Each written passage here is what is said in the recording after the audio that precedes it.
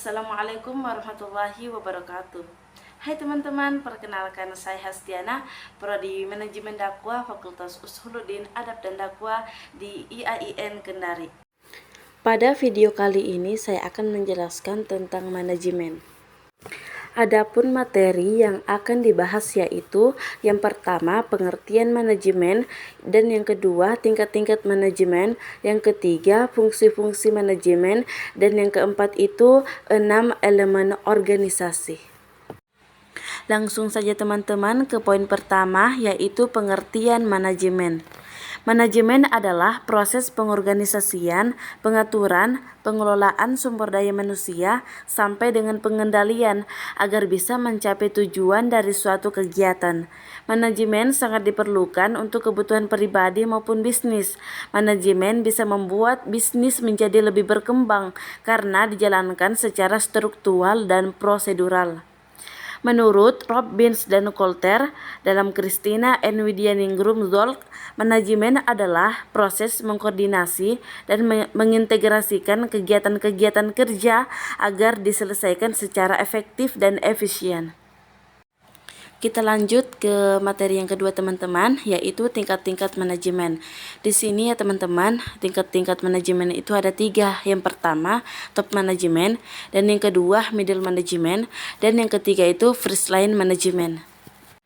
Pada tingkat pertama akan muncul istilah manajemen puncak dan dalam bahasa Inggris disebut dengan istilah top management. Manajemen puncak merupakan level paling atas di dalam manajemen yang diisi oleh kalangan petinggi dan eksekutif yang nantinya bertugas untuk menjalankan ilmu manajemen. Manajemen puncak terdiri dari orang-orang yang memiliki keterampilan, konsep yang baik supaya bisa memimpin suatu organisasi atau perusahaan secara keseluruhan untuk membangun tim kerja yang baik. Pada tingkat manajemen yang kedua yaitu manajemen menengah, dalam bahasa Inggrisnya disebut dengan middle management. Middle management pada dasarnya merupakan manajemen yang bertugas sebagai penghubung antara manajemen puncak dengan manajemen lini pertama yang dibahas di bawah, khususnya di bagian koordinasi dan penyampaian pesan.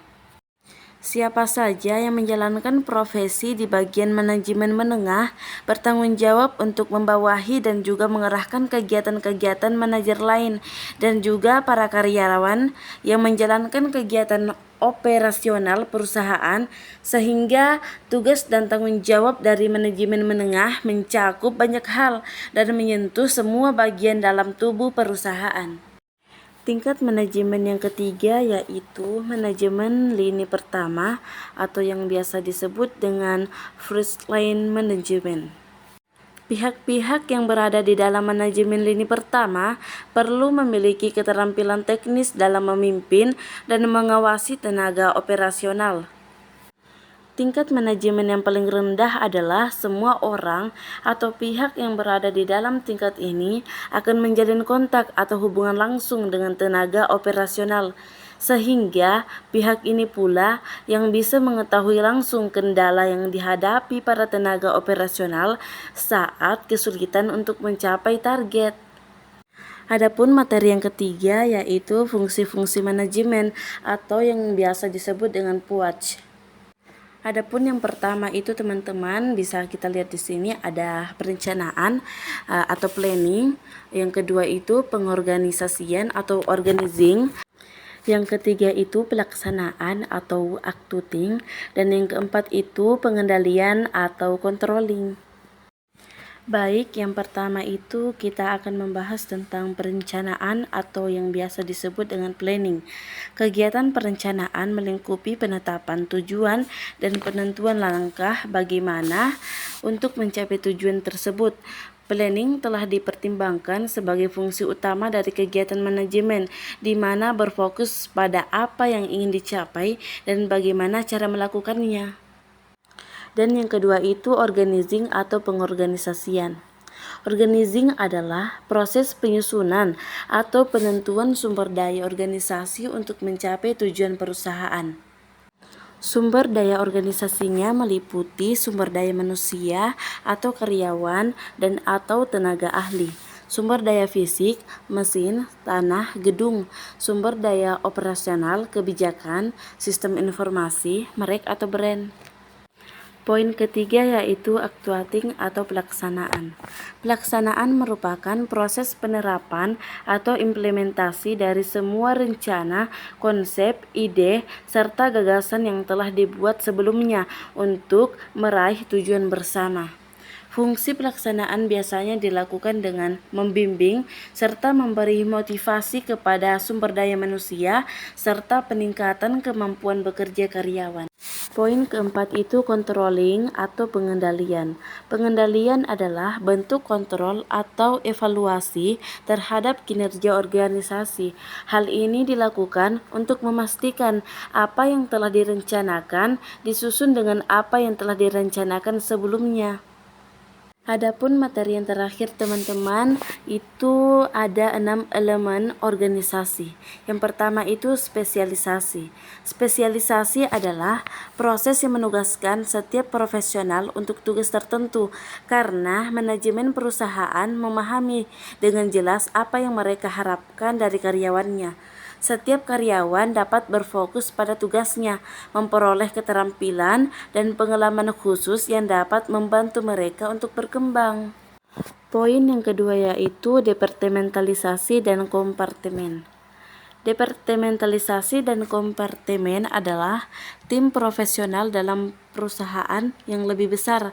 Komponen desain organisasi ini memungkinkan setiap kompartemen atau departemen untuk fokus pada tugas tertentu yang ingin dicapai oleh para profesional di setiap kelompok. Yang ketiga itu kesatuan perintah atau rantai komando atau yang biasa disebut dengan chain of command. Rantai komando merupakan garis tidak putus dari rangkaian wewenang yang membentang dari puncak manajemen ke karyawan level terendah serta menjelaskan siapa yang harus bertanggung jawab dan melapor kepada siapa. Yang keempat, rentang kendali.